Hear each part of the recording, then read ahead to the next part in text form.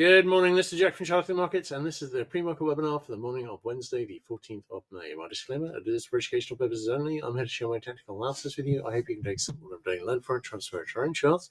I'm not here to issue trading signals. Right.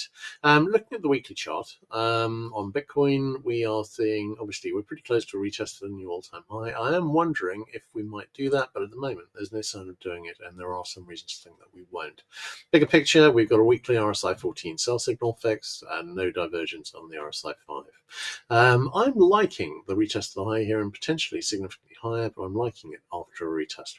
In terms of the daily chart, we've still got an RSI 5 sell signal fixed, and at the moment that's holding, and I'm expecting that to play out before we make a retest of the all-time high. I could be mistaken, but that's still looking pretty good. I've got this lovely rising wedge on Bitcoin, and that's holding like a champ. Now, I have seen this, I mentioned this on my equities webinar. I've seen this before, particularly when we're looking at competing trends in something like gold and the dollar. And what you see is you see one of the two strongly correlated items just pause while the other one is completing its move, and then we see the move which is waiting, which here would be the retracement on crypto. I'm leaning towards that happening here. So I think we're likely to see a retracement on equities soon, and I think that's when we see this one, which is very, very clearly signposted on crypto. So we will see how that goes. But in the meantime, we've got a lovely rising wedge here, and that's held like a champ. Looking at Solana. Solana, we're breaking up. I was talking about the reason we didn't need to, reasons why we might not make the minimum double bottom target at 184, and we made it on Solana up to a high at 184.84 yesterday. So that minimum target has now been made. The 200 DMA has been tested, not been broken with any conviction yet, but if you have a look at the 60-minute chart, isn't that beautiful? This rising wedge actually just got stronger yesterday with another touch, which held of the upper trend line. So I'm really liking it. Really liking it. Does this weaken the possible IHS that I was looking at here? No.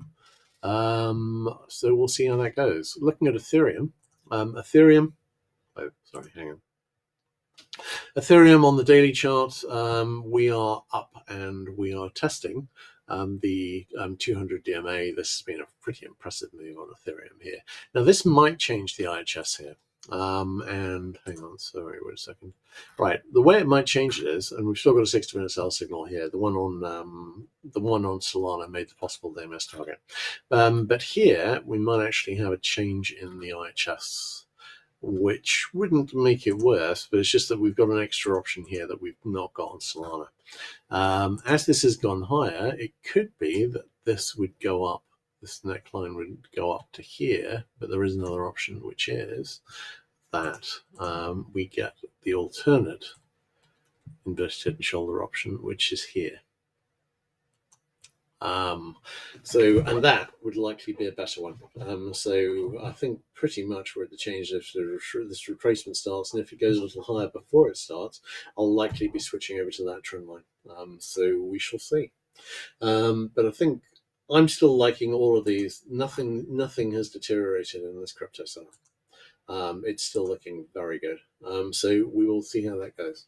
All right, great. Let's have a quick look at questions, of which we have none. Okay, that's a wrap. I think crypto is just waiting for this move on equities to play itself out, and then we see the retracement move, and I think we likely see that on cryptos and equities at the same time.